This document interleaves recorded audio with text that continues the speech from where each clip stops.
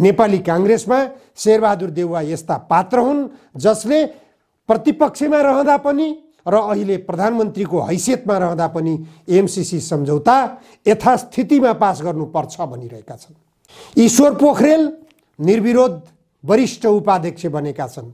उनी भ्रष्टाचारमा सबैभन्दा बदनाम पात्र हुन् नेकपा एमालेको नेतृत्व पंक्तिमा भने उनी एमसीसी सम्झौताका पुरै हनुमान हुन्। अमेरिकाका दलालको रूपमा आफूलाई उनले प्रस्तुत गरिसकेका छन्। नेपाललाई विकासशील राष्ट्रको रूपमा उकालो चढाउने कस्तो सपना देखिरहेका छन्। अमेरिकाको उपनिवेश गराएर नेपाल उकालो चढ्ने हो? अमेरिकाको उपनिवेश गराएर कुनै देशको उन्नति हुने भए 20 वर्षसम्म अमेरिकाको सैन्य शासन लागू भएको अफगानिस्तानको हालत के भयो, इराकको हालत के भयो? यी दृष्टान्तहरू छर्लङ्ग छन् नेपालका सामु। अमेरिकाले एमसीसी सम्झौता गराएर त्यो सम्झौता मातहतबाट नेपालको विद्युत शक्ति भारतलाई निर्यात गरेर भारतको गोरखपुरमा भण्डारण गरेर नेपाल विकासशील राष्ट्रको शिखरमा चढ्ने हो। तत्कालीन प्रधानमन्त्री केपी ओलीका राजनीतिक सल्लाहकारको भूमिकामा रहेका विष्णु रिमाल निर्विरोध निर्वाचित भएका छन्। उनले एमसीसी सम्झौतालाई यथास्थितिमै स्वीकार गर्दा केही फरक पर्दैन भनेर बोलिरहेका छन्।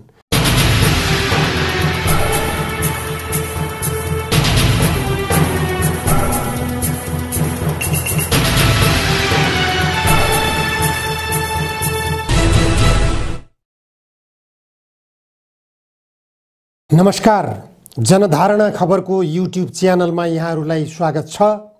आजको जनचासोको 190 श्रृङ्खलामा म उपस्थित भएको छु निमकान्त पाण्डे।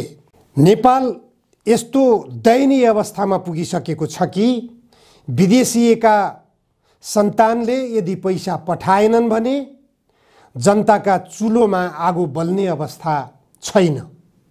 यो दुर्गम जिल्लाका गाउँहरूमा यो दर्दनाक अवस्था देखिएको छ। धेरै जसो गाउँहरूमा यस्तो अवस्था देखिरहँदा सरकारले विकल्प केही सोच बनाइरहेको छैन। सरकारले सन् 2026 सम्ममा नेपाललाई विकासशील राष्ट्रको रूपमा सूचीकृत गरिएको छ भनेर संयुक्त राष्ट्रसङ्घबाट सूचना प्राप्त भएपछि सरकार मक्ख परेको छ। लौ हाम्रो देश त अब विकासशील राष्ट्रको रूपमा उकालो चढ्ने भयो। तर विकासशील राष्ट्रको मापदण्ड के हो? जनताले खान नपाउने विकासशील राष्ट्रको मापदण्ड हो? जनताको चुलोमा आगो नबल्ने अवस्था विकासशील राष्ट्रको मापदण्ड हो? सन्तानले वैदेशिक रोजगारीमा भौतारिन जानुपर्ने विकासशील राष्ट्रको मापदण्ड हो? आज 80 लाख भन्दा धेरै युवाहरू वैदेशिक रोजगारीका निम्ति विदेशी भूमिमा पुगेका छन्। विदेशबाट उनीहरूले यदि पैसा पठाएनन् भने उनीहरूमा आश्रित परिवारहरूको भान्सोमा आगो बल्ने अवस्था छैन, भोकै सन्तान मर्ने अवस्था छ। विदेशमा रोजगारी गरेर, विदेशमा पसिना बगाएर, विदेशमा रगत चुहाएर उनीहरूले पठाएको पैसोबाट नेपालको चुलो बालिन्छ। त्यो पनि बाहिरबाट आयात गरिएको ग्यास सिलिन्डर घरमा खरिद गरेर आगो बालिन्छ। अनि यहाँ उत्पादित विद्युत शक्ति विदेशलाई निर्यात गर्ने योजना बनाउँछ हाम्रो देशले, हाम्रो देशको सरकारले। अनि विकासशील राष्ट्रको शिखरमा जान थाल्यो देश भनेर मक्ख परिरहन्छ सरकार। विकासशील राष्ट्रको उकालोमा चढ्नको निम्ति न्यूनतम मापदण्ड के हो भन्ने कुरा बुझ्न सक्नु पर्यो। सबभन्दा मुख्य कुरा, नेपाली जनता आत्मनिर्भर हुन सकेका छन् कि छैनन्? नेपाली जनतालाई आत्मनिर्भर बनाउन सकियो कि सकिएन? सबै उपभोग्य वस्तुहरू बाहिरबाट आयात गरिएको छ। पेट्रोलियम पदार्थ आयातमा मात्रै विगत 5 महिनामा 5 अर्ब रुपियाँ घाटा भएको छ, व्यापार घाटा। यो व्यापार घाटा यथावतै राखेर विकासशील राष्ट्रको उकालोमा चढ्ने हो नेपाल? आधार के छन् नेपाललाई आत्मनिर्भर बनाउने? नेपाललाई विकसित मुलुकको दाँजोमा लैजाने आधार के तय गरिएको छ सरकारको तर्फबाट? नेपाललाई औद्योगिकरण गर्ने योजना छ सरकारसँग? छैन। नेपाललाई कृषिमा आधुनिकीकरण गर्ने योजना छ सरकारसँग?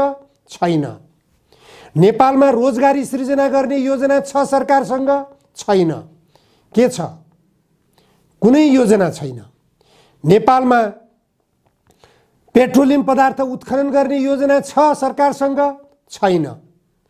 अनि केबाट विकासशील राष्ट्रको सूचीमा पर्ने हो नेपाल? नेपाललाई त्यो सूचीमा पार्नको निम्ति कमसेकम निर्यातमूलक वस्तुहरू उत्पादन गर्न ध्यान पुर्याउनु पर्ने हो कि होइन? छैन त्यसतर्फ ध्यान। अमेरिकाले एमसीसी सम्झौता गराएर त्यो सम्झौता मातहतबाट नेपालको विद्युत शक्ति भारतलाई निर्यात गरेर भारतको गोरखपुरमा भण्डारण गरेर नेपाल विकासशील राष्ट्रको शिखरमा चढ्ने हो। यो कस्तो योजना हो सरकारको? यस्तो योजना सरकारले बनाइरहँदा सबै राजनीतिक दलहरू रमिते छन्, मौन छन्। यो सम्झौतामा केवल संशोधन मात्र गर्न खोजिरहेका छन्। यो सम्झौताको औचित्य के छ? एमसीसी सम्झौता नेपाललाई चाहिँदैन। नेपालको जल सम्पदाको सदुपयोग नेपाल आफैले गर्नुपर्छ। नेपाल आफैले विद्युत शक्ति उत्पादन गर्नुपर्छ। नेपालले उत्पादन गरेको विद्युत शक्तिबाट उद्योगको लहर ल्याउनुपर्छ। यो देशमा र आत्मनिर्भर अर्थतन्त्रको विकास गर्न सक्नु पर्दछ भनेर यस्ता योजनाहरू सरकारले तर्जुमा गर्न किन नसक्ने? यदि एमसीसी सम्झौता गरेर एमसीसी कानुन यहाँ लागू गरियो भने नेपालले योजना तर्जुमा पनि गर्न पाउने छैन। विद्युत शक्ति उत्पादन गर्नको लागि पनि एमसीसी को अनुमति र भारत सरकारको अनुमति आवश्यक पर्नेछ। त्यो अवस्थामा यो देशलाई किन लान खोजिँदैछ? एमसीसी सम्झौतामा नेपाललाई घिसार्ने प्रयास भइरहेको छ। यो संकेत स्पष्ट रूपमा भइसकेको छ।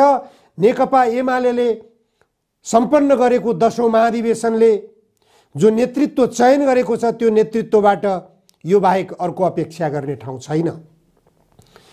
त्यस महाधिवेशनको बन्द सत्रले जो नेतृत्व चयन गरेको छ त्यो नेतृत्वमा आएका धेरैजसो व्यक्तिहरू एमसीसी का समर्थक छन्, एमसीसी सम्झौताका पक्षपातीहरू छन्। तत्कालीन प्रधानमन्त्री केपी ओलीका राजनीतिक सल्लाहकारको भूमिकामा रहेका विष्णु रिमाल निर्विरोध निर्वाचित भएका छन्। उनले एमसीसी सम्झौतालाई यथास्थितिमै स्वीकार गर्दा केही फरक पर्दैन भनेर बोलिरहेका छन्। उनले अमेरिकाको नाङ्गो दलाली गरिरहेका छन्। अमेरिकाको नाङ्गो दलाली गर्ने व्यक्तिहरू त्यहाँ निर्विरोध निर्वाचित भएका छन्। केपी ओली एमसीसी सम्झौताको खुला रूपमा वकालत गर्दै आइरहेका व्यक्ति हुन्। ईश्वर पोखरेल निर्विरोध वरिष्ठ उपाध्यक्ष बनेका छन्। उनी भ्रष्टाचारमा सबैभन्दा बदनाम पात्र हुन् नेकपा एमालेको नेतृत्व पंक्तिमा भने उनी एमसीसी सम्झौताका पुरै हनुमान हुन्। अमेरिकाका दलालको रूपमा आफूलाई उनले प्रस्तुत गरिसकेका छन्। त्यसैगरी प्रदीप गेवाली परराष्ट्र मन्त्रीको भूमिकामा 3.5 वर्षसम्म काम गरे उनले। यो 3 वर्षको अन्तरालमा काम गर्दाखेरि उनले अमेरिकासँग एउटा सम्झौतामा दस्तखत गरेका छन्। नेपाल इन्डो प्यासिफिक स्ट्र्याटेजीको सदस्यको रूपमा रहने प्रतिबद्धता प्रदीप गेवालीले दस्तखत गरेका छन्। प्रदीप गेवाली निर्विरोध रूपमा निर्वाचित भएका छन्। यसरी नेकपा एमालेको 10औं महाधिवेशनमा जुन जनलहर देखिएको थियो, जुन जनआकर्षण देखिएको थियो, जुन अपेक्षा गरिएको थियो त्यो महाधिवेशनबाट जनताको पक्षमा निर्णय हुनेछ, जनताको चाहना बमोजिम काम गर्ने नेतृत्व चयन हुनेछ भन्ने जुन अपेक्षा गरिएको थियो, क्रान्तिकारी धारका यो राष्ट्रघाती एमसीसी सम्झौताका विरोधीहरू, भारतसँग गरिएको महाकाली सन्धिका विरोधीहरू सबैलाई पराजित गरिएको छ। के त्यो महाधिवेशनमा देखिएको जनलहरको जनादेश त्यही हो? महाकाली सन्धिको पक्षमा अनुमोदन हो? एमसीसी सम्झौताको पक्षमा अनुमोदन हो? यदि होइन भने यी सबै एमसीसी समर्थक र महाकाली सन्धिका समर्थक पात्रहरूलाई फेरि पनि नेतृत्वमा किन ल्याइयो?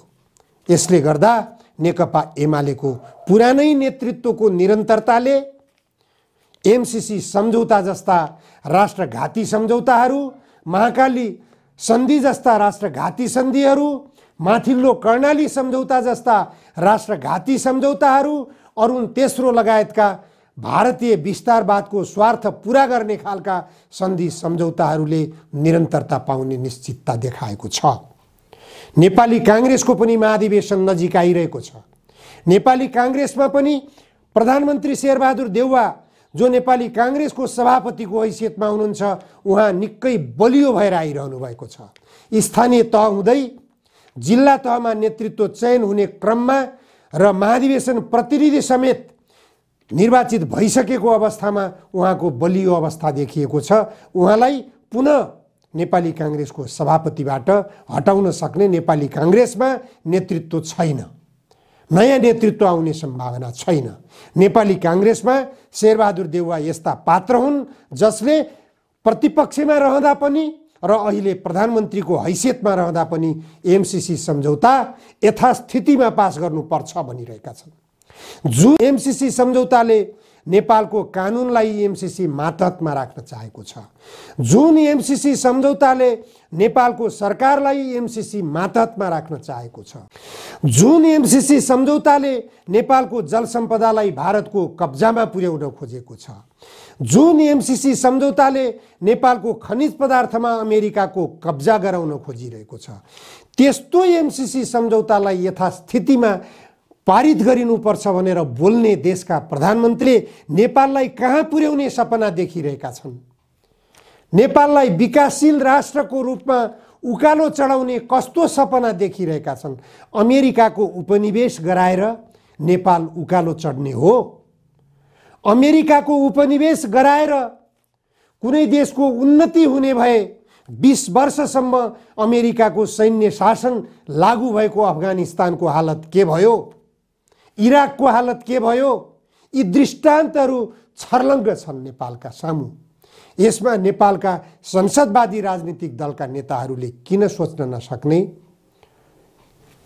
राजावादीहरूको निकट रहेको, आफूलाई राजावादी भन्ने पार्टी राष्ट्रिय प्रजातन्त्र पार्टीको महाधिवेशन आज उद्घाटन सम्पन्न भएको छ।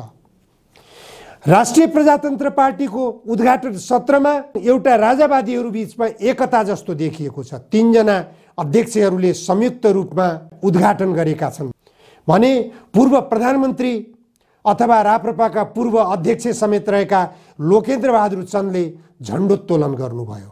यसले स्पष्ट रूपमा राजावादीहरूले एकताको सन्देश दिन खोजिरहेका छन्। पूर्व राजा ज्ञानेन्द्र शाहले दशैंको उपलक्ष्यमा जुन राष्ट्रियताप्रति एउटा संवेदनशीलता व्यक्त गर्नुभएको छ र राजनीतिक दलका नेताहरूले देशको शासन सत्ता जनताको आकांक्षा अनुरूप नगरिरहेको र जनतामा असन्तुष्टि बढिरहेको र व्यथिति बढिरहेको, भ्रष्टाचार बढिरहेको भनेर उहाँले आफ्नो सन्देशमा व्यक्त गर्नुभएको छ।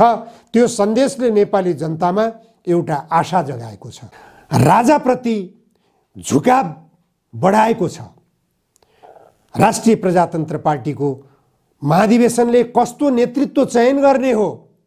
एमसीसी सम्झौताको समर्थक कमल थापालाई नै चयन गर्ने हो अथवा एमसीसी सम्झौताका विरोधी राजेन्द्र लिङ्गदेनलाई चयन गर्ने हो? यी 2 जना मात्र अहिले अध्यक्षका प्रत्याशीका रूपमा देखिएका छन्।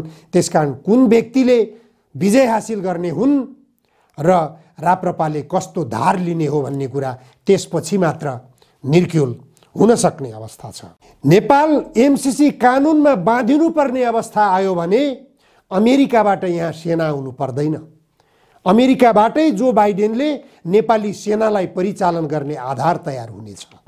त्यसकारण यहाँ कसैले अमेरिकी सेनाले बुट बजार्न आउनेछ भनिरहेको छैन। अमेरिकी सेना त आइसकेका छन्। त्यसमा पनि हिजो मात्रै 17 जना अमेरिकी सेना र नेपाली सेनाहरू भएर संयुक्त तालिम अभ्यास भएको छ। त्यो संयुक्त तालिम अभ्यासमा नेपाली सेनालाई अमेरिकी सेनाले तालिम दिएका छन्। यसरी आउने जाने क्रम त चलिरहेको छ। सेनालाई आउन कसले रोकेको छ? आउँदै गर्छन्, तर कानुन बनाएरै संसदबाट पारित गरेरै जब तपाईँ एमसीसी सम्झौताको अधीनस्थ बन्न पुग्नुहुन्छ, एमसीसी कानुनमा बाँधिन पुग्नुहुन्छ, इन्डो पेसिफिक स्ट्र्याटेजीको एउटा सदस्यको रूपमा नेपाललाई राख्न पुग्नुहुन्छ, त्यसपछि छिमेकी देशहरूसँगको सम्बन्ध नेपालको कस्तो हुने? यो गम्भीर विषय। यो गम्भीर विषयतर्फ हामी गम्भीर बन्नै पर्छ, अन्यथा नेपाल समाप्त हुनेछ।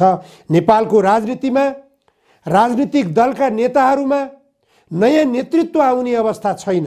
पुरानै नेतृत्वहरूले निरन्तरता पाउने अवस्थाले जनतामा निराशा बढिरहेको छ। यसको विकल्प के हो? जनतामा बढिरहेको निराशाले निश्चित रूपमा विकल्प खोज्नेछ। त्यो विकल्प विस्फोटक हुन सक्नेछ। यहाँ हिंसात्मक गतिविधिको बीजारोपण गर्न चाहनेहरू पनि खुट्टा उचालिरहेका छन्। त्यो खुट्टा उचालिरहेका शक्तिहरूलाई यहाँ मलजल गर्ने काम भइरहेको छ।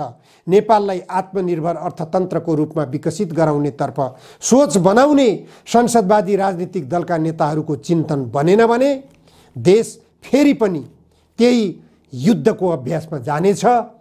अमेरिकी उपनिवेश सँगसँगै यहाँ गृहयुद्धको वातावरण बन्ने सम्भावना बलियो बनेर गएको छ। संसदवादी राजनीतिक दलका नेताहरूले समयमै सद्बुद्धि पुर्याएर उपयुक्त निर्णय लिन सकेनन् र संविधानमा लेखिएको समाजवाद गन्तव्यको यात्रा तय गर्न सकेनन् भने देशलाई दुर्घटनाबाट बचाउन कसैले सक्ने छैन। अमेरिकाले त्यही चाहेको छ, भारतले त्यही चाहेको छ। उनीहरूको यहाँ अस्थिरता पैदा गरेर विदेशी सेनाहरू यहाँ भित्र्याउने प्रयासलाई यी नेपालका राजनीतिक दलका नेताहरूले सहयोग पुर्याउने काम भइरहेको छ। यसबाट सचेत बन्न जरुरी छ। हस्, आजलाई यति मात्र। धन्यवाद।